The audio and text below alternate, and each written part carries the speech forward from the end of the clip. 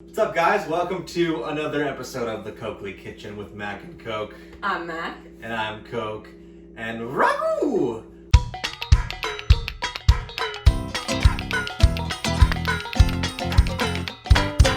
We've got some Lamb Ragu we are cooking up today. I got this recipe from my parents, from my mom specifically. And to quote my father, he says, it gets better every day. So this is a prime leftover meal. Yes.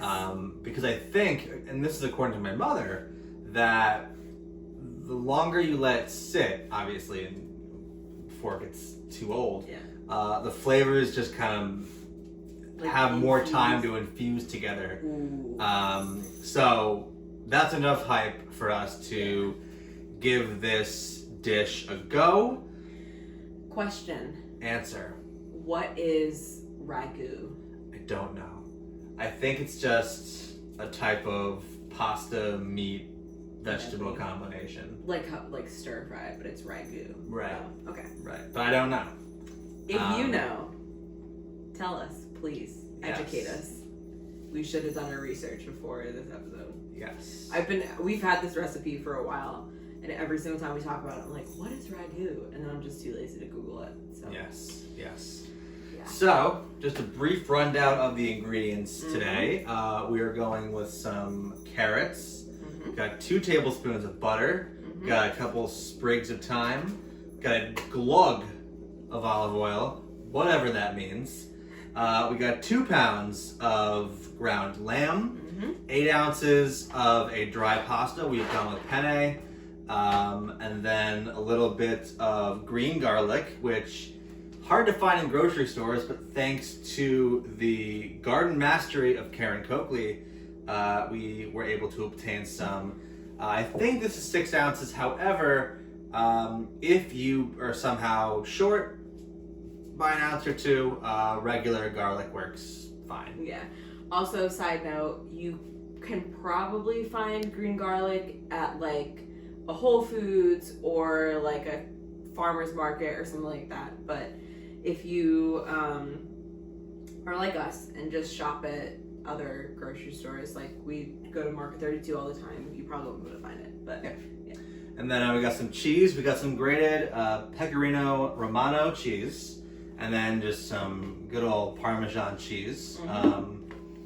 And then last but certainly not least is a dry white wine. We have gone with Pinot Grigio. Yes. As basically always. Yes. So that's everything. We are going to Let's get cooking. Get cooking. So let's go. Let's do this. All right. So Chris is gonna get the pasta going. It says in the recipe, bring a large pot of water to a boil and add salt until it tastes like the sea. And that's what you add the It's a pasta lot of salt.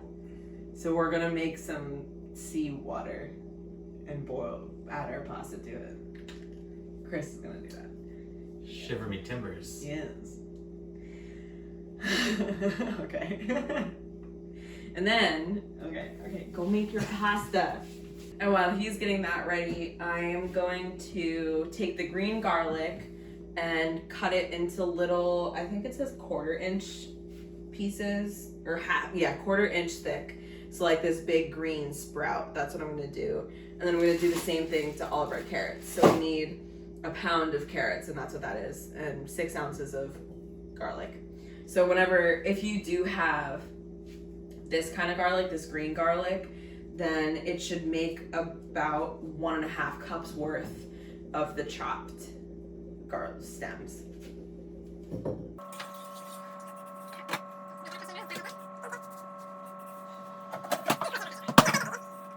All right, guys, so we have the skillet at a medium-high heat, and we are going to put in a glug of olive oil.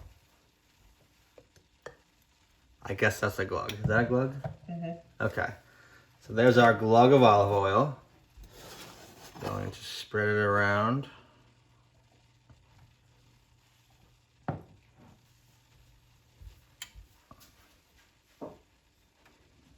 You didn't mise en place the wine already? I was going to. I got distracted. How much do you? Half a cup. All right, so we're gonna let this get a little hot, and then we will throw in the carrots and the green garlic until they start to sizzle. It's a lot of carrots. Yeah? Didn't I do a beautiful job chopping? You did an excellent job, Maria. Thank you. All right, so we're adding our green garlic and our carrots, and we're also gonna season with salt and pepper. So a little shake-a-lake of that. And it says lots of ground pepper, so I'm just gonna keep on shaking until it looks like, I got nothing. It just looks like a lot of pepper.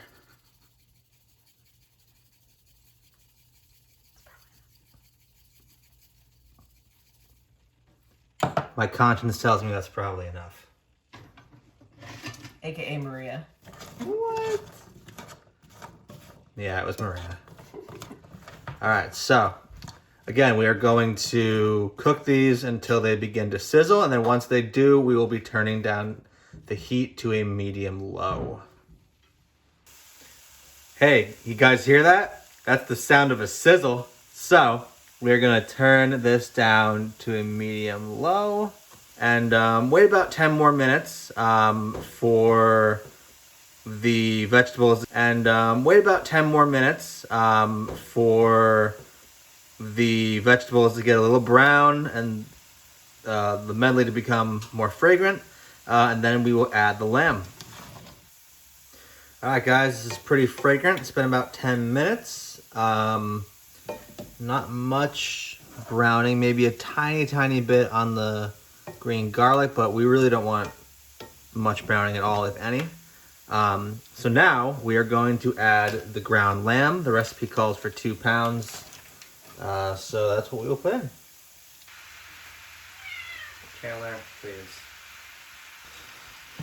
All right, so we're gonna cook the lamb until it is no longer pink.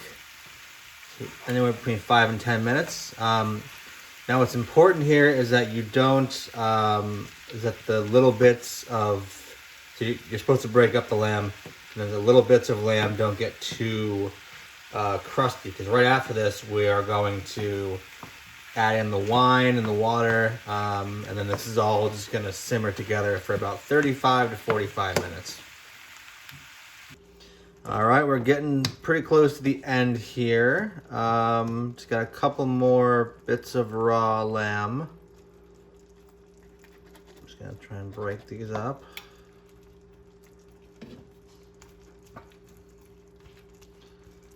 Now this is already cooking in some, some olive oil and some lamb fat. And now we're gonna add, in a minute, some dry white wine and some water, along with some chili flakes, some thyme, and some more salt, as if we need it. All right, guys, so we're gonna slow this down to a simmer. We are going to add half a cup of white wine,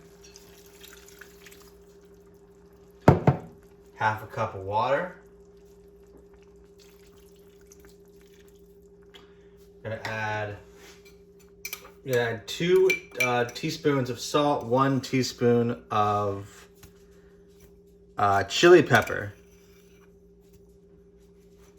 or chili flakes rather, and then a couple sprigs of thyme. Make sure nothing is stuck to the side here, because we are gonna let this simmer and let everything just kind of blend together. How long are we letting it simmer? And we will be doing this for about 35 to 45 minutes. So we will see you in 35 to 45 minutes. All right, guys, so it's been about 40-ish minutes, a little over 40 minutes. And so it's been simmering, and we will now be adding the cheese and 2 tablespoons of butter.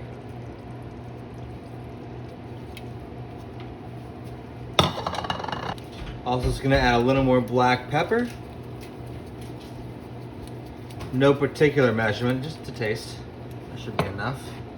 So, as Max said before, we were to bring a pot of water to a boil and salt it till it tastes like the sea, which we did.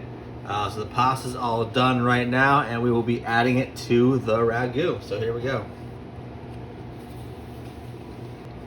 So we didn't really have any problems with this, with the ragu drying out, but just in case it does, before you drain the pasta, put half a cup of that cooking water aside, just in case you have to add it to the ragu to kind of moisten it up a little bit. But again, we didn't have that problem this time around, fortunately. It looks like everything is coming together quite nicely. Alright, and that's just about do it, guys. We will see you back over at the table for a taste test. Alright guys, so we have our final product here, the carrots and green garlic Lamb Ragu. It is suggested that you add some grated cheese on top, so we have the pecorino romano. That. Mm-hmm. So I'm just gonna, it's like kind of fine, so. There you go. There should be a little bit of a kick to this with the, well, we used, you were supposed to use chili flakes in this recipe. We used red pepper flakes. Which I think is pretty much the same thing. Yeah. Yeah. So, there's that. I'm very intrigued by this recipe because I don't think I've ever had lamb other than a lamb burger. Yeah.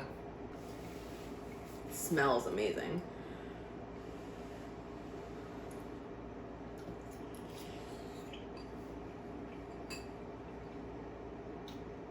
What? Whoa. Yeah.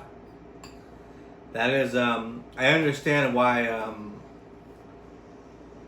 we added so much salt to the pasta water, because there's just so many flavors here.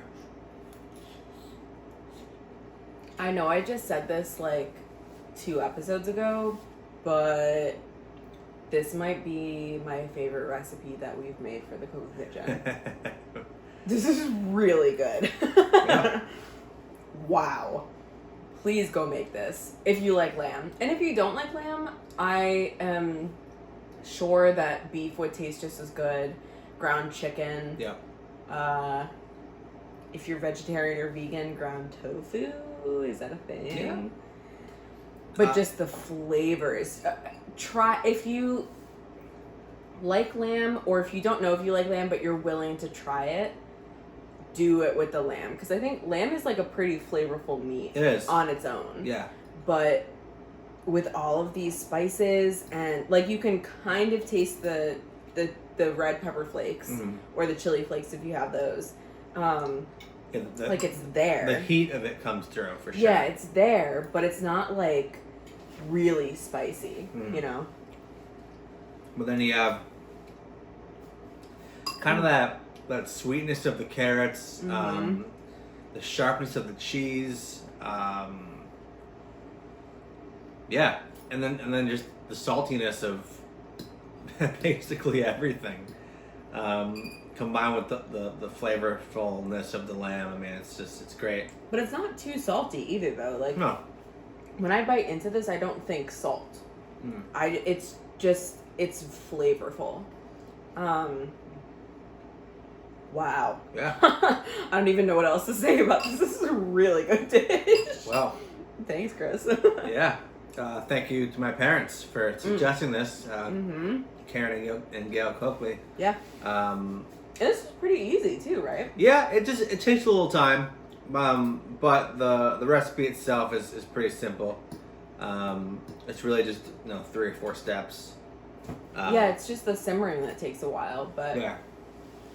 Other than that, this was pretty easy to whip up. Good things take time, though. Yes, and definitely. This is no exception.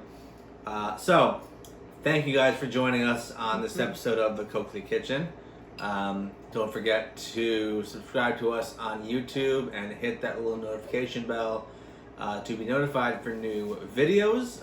Slide into our DMs on Instagram at the Coakley Kitchen.